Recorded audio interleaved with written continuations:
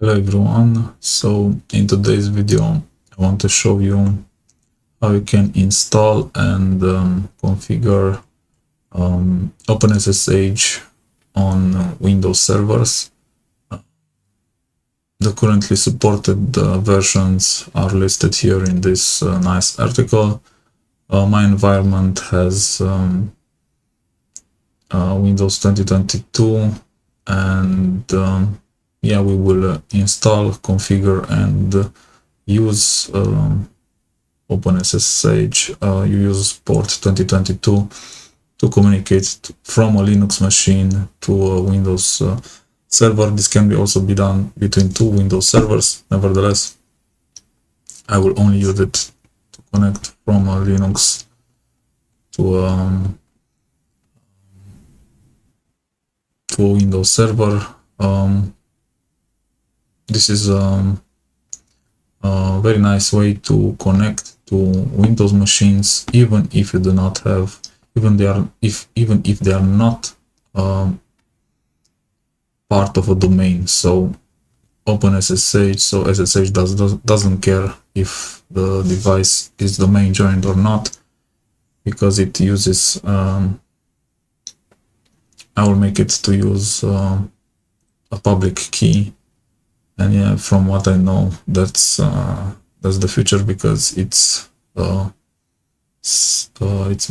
much more secure than a user and a password.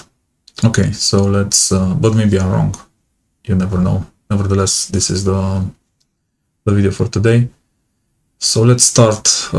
Here in the article we need first to start with generating a key. Yeah, Microsoft uses this this algorithm, but I will use RSA. So let me go to my Linux machine, and I will generate a new public key, and I have somewhere the command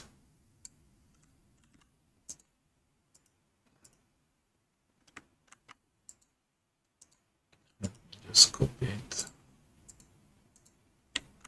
Okay, so it's the same thing as in the article, but we are using RSA, as I told you. And this is the comment. I have another video about this. I generated the same keys when I configured Xen servers, and I didn't want to use username and password. Okay, so here let's say Ansible, because this is the name of my Linux machine. And I will also type here user01, because this key will be created in the home folder of the user that generates it. User01 and 0. Okay, so just hit enter.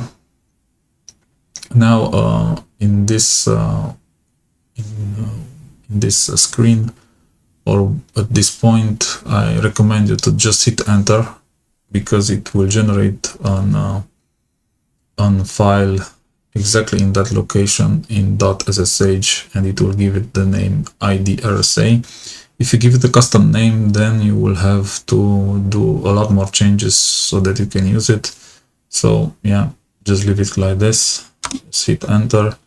Now for an extra measure of security, you can also type in an passphrase, but I will not do that, because I do not that is also another step to be done when you use it. It's for more security, but for me in my home lab and even in production, I've seen productive environments that did not use a passphrase, just the key.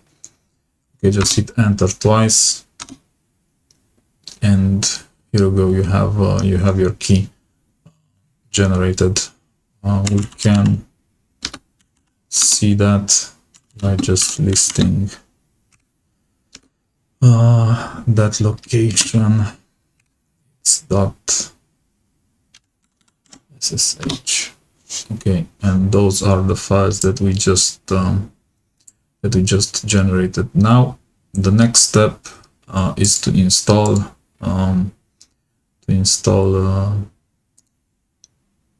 OpenSSH on the destination Windows, and to push our new public key. I have prepared a playbook to do that,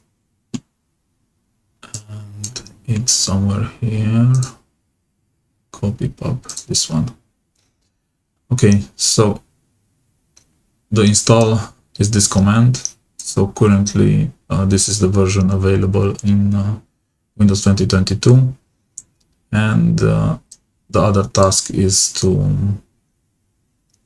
start the service. This is the name of the service. After it will be installed, and it will start it. It will set it to automatically so that it starts when the server starts, and yeah, and it also the state started means that it will also start it.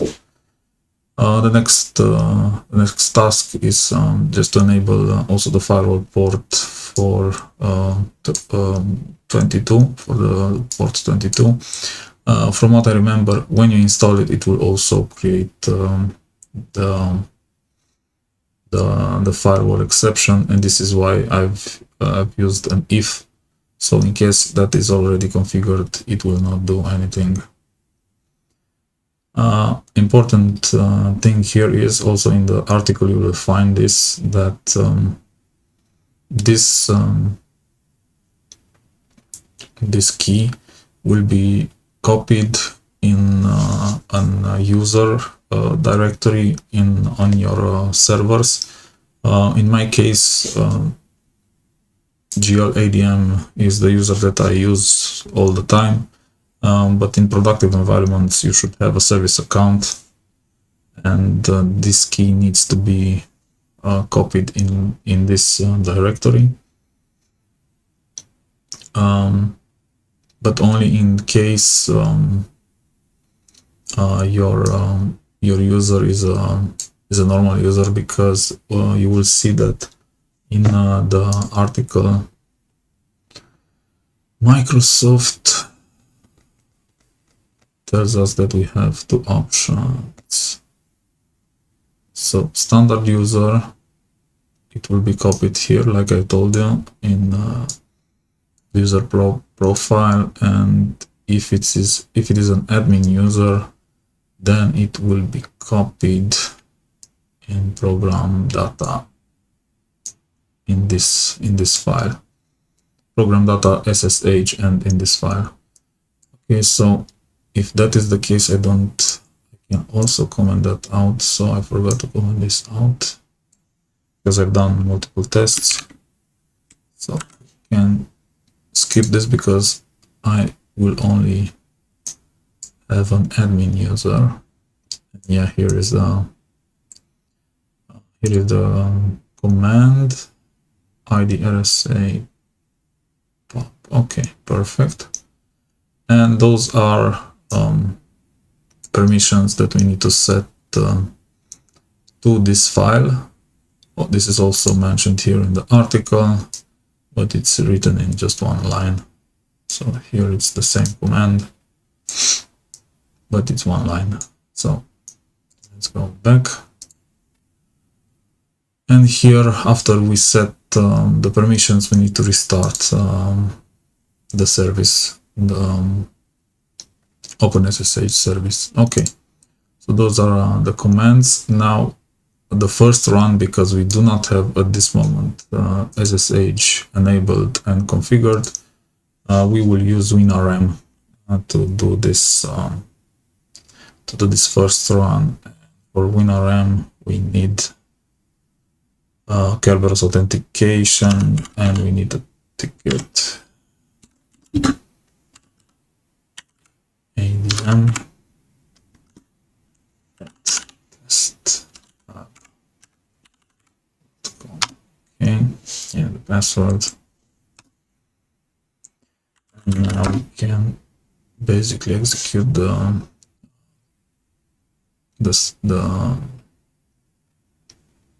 playbook.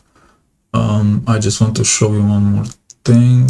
In the hosts ini, so I declared the same servers twice. So this is for the test when we already have SSH enabled and configured, and this is for WinRM.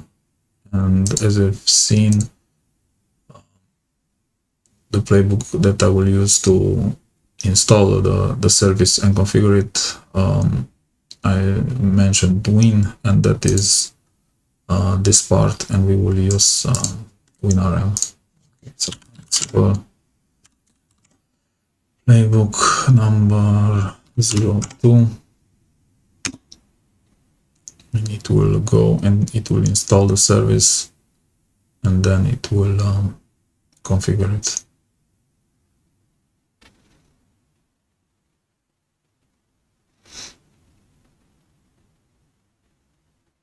Now it moved the SSH key. Okay, it's done.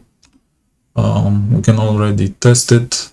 We can go in SSH, and we need to use the same user that we mentioned. Here we mentioned the user. Where is it?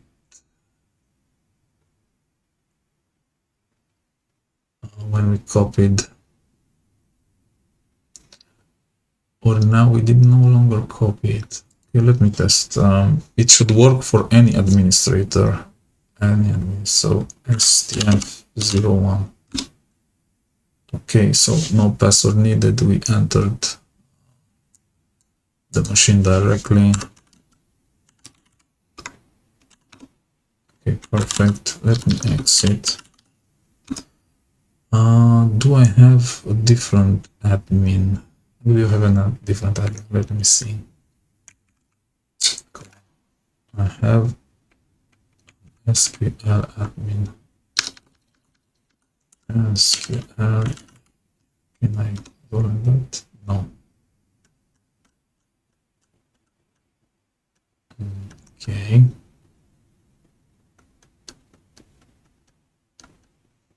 Let's see. Escape. Let me see. Do I really have a different admin?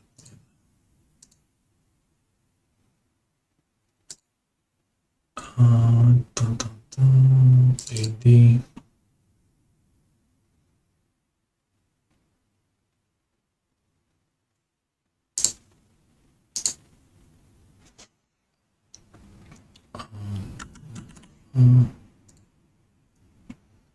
I don't remember if I configured a different administrator. Or will it work also with the administrator or local administrator? Let me check. What's it? Age.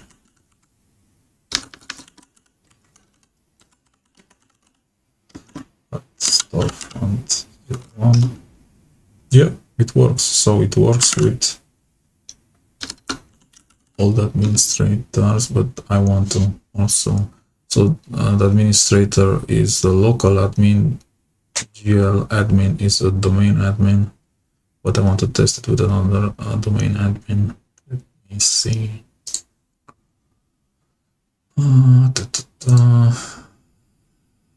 SQL admins, members, guest SQL admin 01. Ah, okay, so it's a 01. Let me see. Where is it? So it's SQL admin 01. SQL. Yeah, perfect. So yeah, all the administrators, local and domain admins, if they are configured to have access on those servers, will be able to connect, but only if they connect to this Linux machine and with this user, with user 01, because that key was only generated for this user. Okay, so the installation was successful. Let's also do another test. Let's do a test with directly with SSH, and to make sure that it's done through SSH, let me destroy all the Kerberos tickets. And now if I want to execute the same playbook, it will fail because it will not be able to communicate. Yeah, so we don't have a ticket. Now we can make sure that we will use SSH to communicate. Where is it? So this one, this is a simple test because those are storefronts. We will just execute a get storefront version, and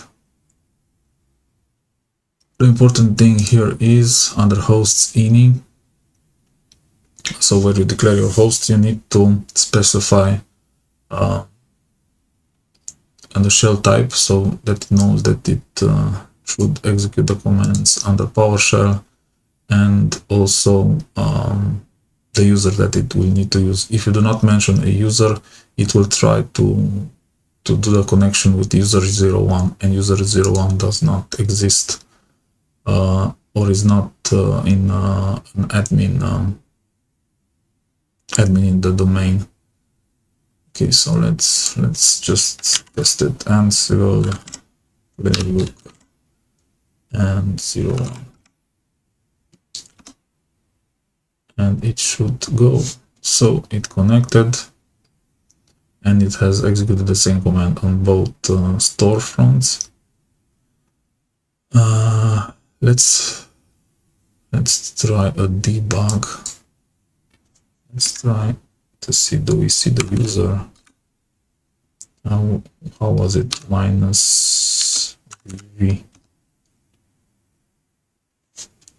Do we see the user that was used? User 01. No, this is the local.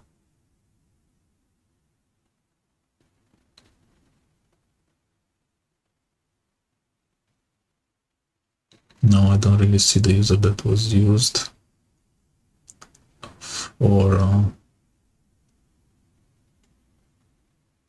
for the interaction, but we can do something else. Let me see. So not the copy, the connect. I believe we can grab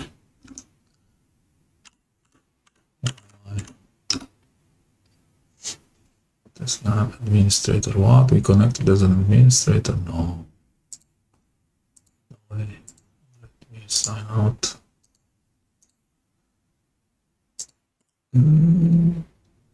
So this has nothing to do with the video. It's just for me. Oh, again. Yeah, because I used to reconnect. Sign out.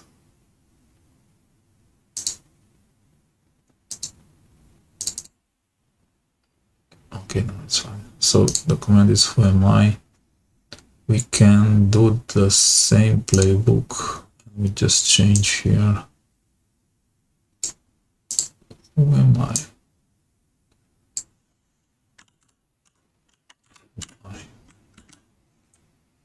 And we will see what user was used. K01, we'll need. Okay, and here we see that it used global admin to connect. And we can do another test. We can change to, what was it, SQL admin 01. Now if I run the same playbook one more time, I should get this user. Yep, perfect. So yeah, this was it. Not too complicated. And yeah, I believe I will make some changes in my playbooks to use sometimes when I need to use SSH, and if not, I can use WinRM. Thank you for watching, and please subscribe to my channel if you liked this type of video.